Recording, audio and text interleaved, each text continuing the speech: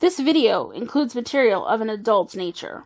There'll be a heck of a lot of swearing, and we'll be drinking a heck of a lot of alcohol.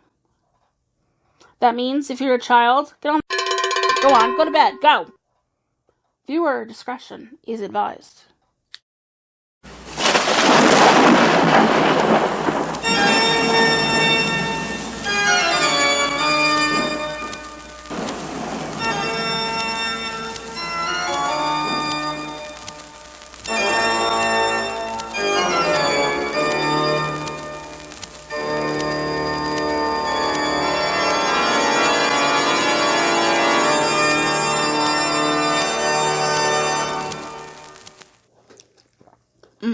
That is so refreshing. I feel revived. Reanimated even. You know, it is summer in Arizona right now, and it is 100 and who fuck knows right now. And honestly, I'm not going to go outside today. I'm going to stay inside. And I think I'm going to watch an 80s horror flick. Like one of those cult ones, you know, with lots of gore and lots of boobs, because that's how they did things back then. I think I have the perfect one. Reanimator. And I have the perfect drink to go with that, also called Reanimator. Welcome to Morbid Mixology.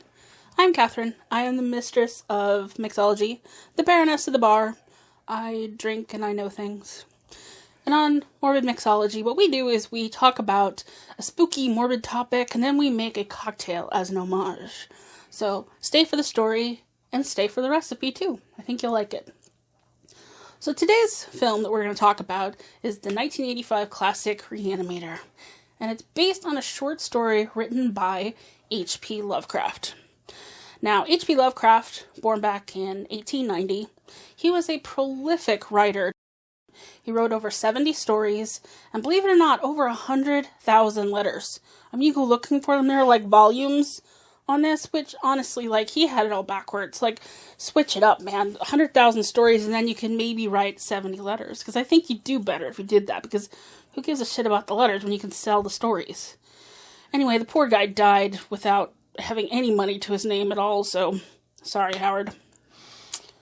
Of course, nowadays, H.P. Lovecraft is extremely influential in horror and sci-fi, so he gained his success posthumously. Sorry, Howard.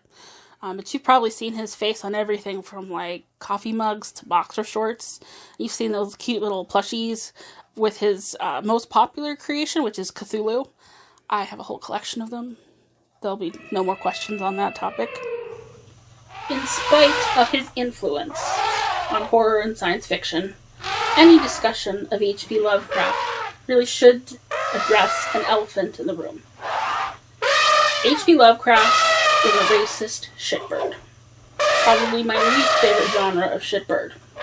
Not only that, he was virulently anti-Semitic, and he was also a misogynist, which gives us the shitbird trifecta. With any artist, in this case, when you view their art, or in this case, we as consumers have to decide for ourselves how we want to deal with it. Are we going to ignore it all completely because they were horrible? Or can we enjoy the art, but put them in a certain box that says, you know, they were a product of their times and bad choices? That's kind of how I feel about H.P. Lovecraft. I enjoy his stories. I can acknowledge the influence that he's had and enjoy that.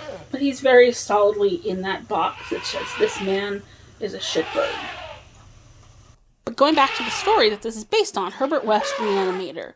It was published in 1922 as kind of a serialized novelette. So when you're reading it from start to finish, you'll see that it's in parts, and each part starts with a synopsis. Kind of like last week on Herbert West, kind of recap, which is annoying if you're reading it from back to back, but that's why he wrote it that way, is because there was a bit being published in this magazine, which was called Homebrew, month by month. So he was helping the audience remember. So in this story, he starts it in Arkham, Massachusetts at Miskatonic University, which is really the starting point for many of his stories.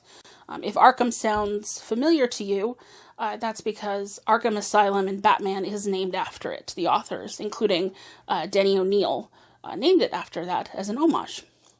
So in this story, we follow Herbert West, who is a doctoral student there at old Miskatonic U.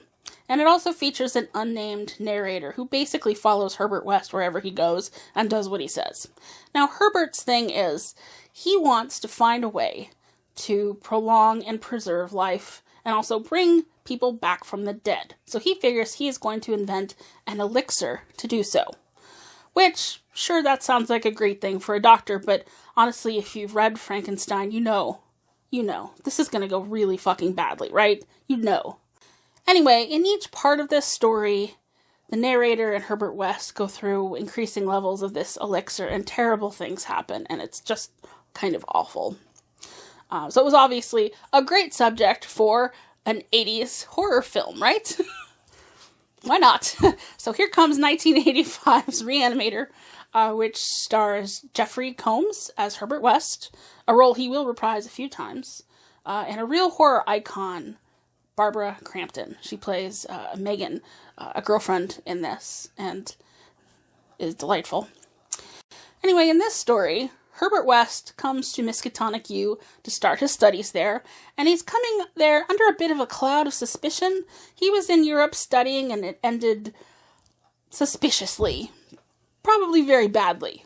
Now, you would think that something like a mysterious past would probably tank his application to Miskatonic U.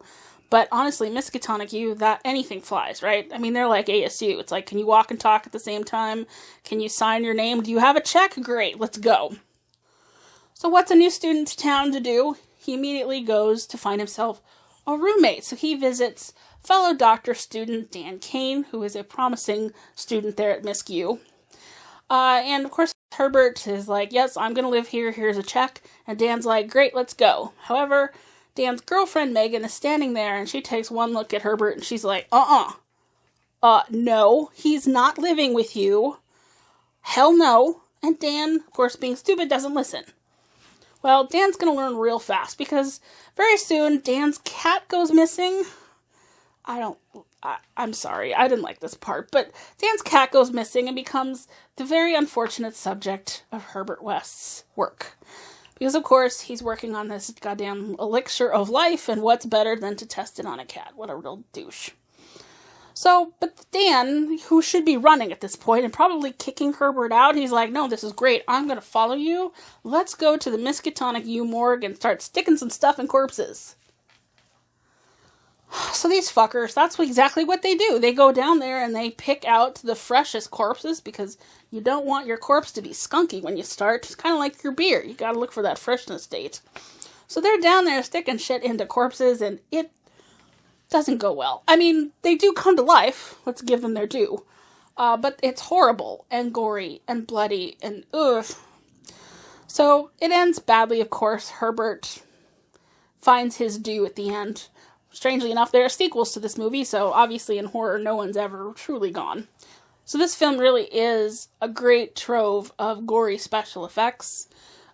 My favorite part of it, honestly, is the intestine that shoots out of the body and grabs someone and starts to choke them. I mean, I laughed so hard. I almost spilled my drink. I was glad I wasn't drinking at the time, because that would have been like a spit take, I'm telling you. Of course, as I said, this also stars Barbara Crampton, who is a horror icon. You know, she started out as a soap star before making her way to horror. She's been in many films over the years. This was her first foray into horror, but she was in Puppet Master and Chopping Mall. Her most recent film is called Jakob's Wife, and she actually produced this film and stars in it. It's a vampire film. I just watched it. I definitely recommend it. But she's a great ambassador for horror. Honestly, she does podcasts. I think she goes to conventions. She writes for Fangoria, and she's a delight on Twitter, so I definitely recommend that you go check her out if you are a fan of horror. So that was a lot. I feel a little overheated. Why do you say we'll go back to the bar and let's make you a reanimator, shall we? Let's go to the bar. Alright everyone, welcome to the bar! Yes, this is where all the magic happens, all the happy boozy magic. And today's boozy magic will be the Reanimator. Now this is a variation on the Corpse Reviver, which is a popular cocktail that's been around since before Prohibition. Now, The corpse revivers that we have now, they're either based on cognac or gin, but we're going just a little bit differently here. So, first I'm going to start with freshly squeezed lemon juice. Freshly squeezed because we ain't no cheap operation here. Next, the rum. This is Appleton Estate Jamaican rum, and it is delicious. So, we are going to get our jigger there and pour us an ounce.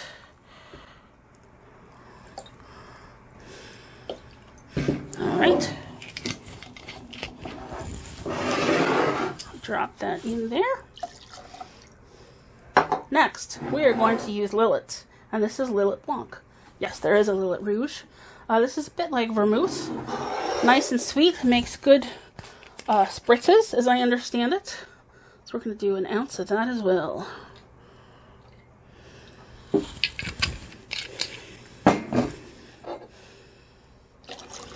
Alright, so next we're going to use orange curacao. This is going to give it more of that nice, refreshing, citrusy flavor, and it's going to be an ounce of that too.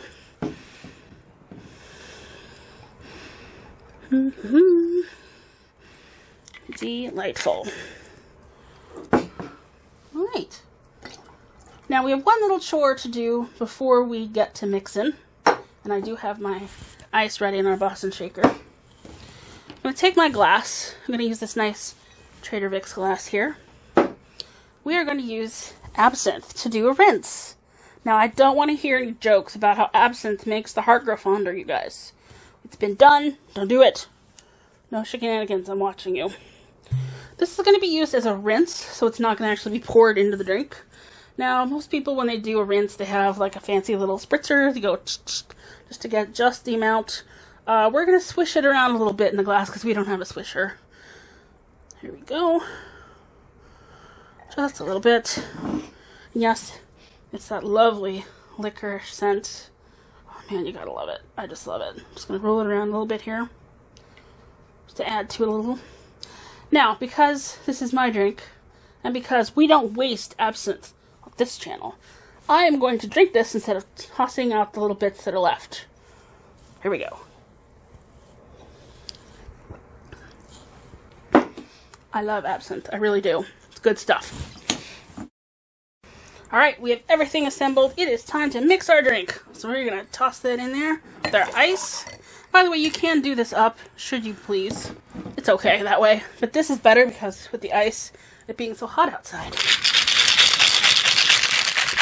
Give that a good shake up.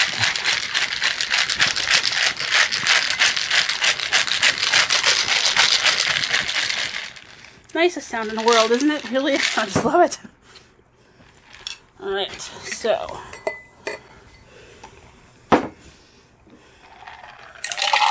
Glass. Now, of course, there's a lot of liquid in this glass, so I definitely recommend using something a little bit bigger than a usual old-fashioned glass.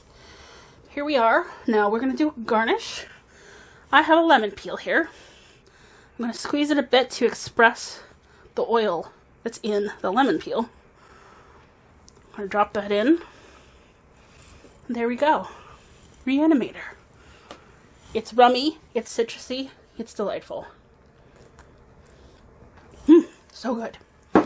Alright, well thank you for joining us today on Morbid Mixology. I hope you enjoyed the drink. Don't drink anything I wouldn't drink. And we'll see you next time. Bye.